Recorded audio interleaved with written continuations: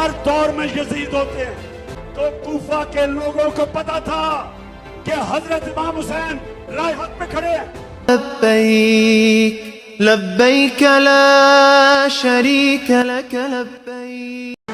جب حضرت امام حسین کھڑے ہوئے یزید کی فوج کے سامنے تو کوفہ کے لوگوں کو پتا تھا کہ حضرت امام حسین رائے حق پہ کھڑے ہیں. لیکن یزید کے ظلم کے خوف سے کوفہ کے لوگوں انہوں نے مدد نہیں کی حضرت امام حسین کی.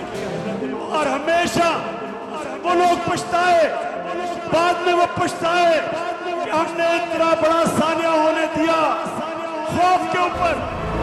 خوف کی وجہ سے ہم نے اتنا بڑا مسلمانوں کی تاریخ میں ظلم ہونے دیا.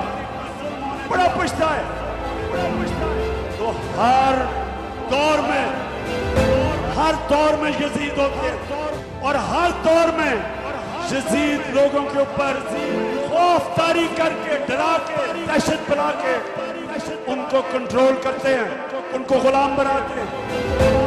تو میرے پاکستانیوں پھر سے واپس چلو. جو دعویٰ ہے اللہ سے لا الہ الا اللہ, کوئی نہیں ہے خدا اللہ کے سوا. لبیک لبیک لا شریک لک لبیک.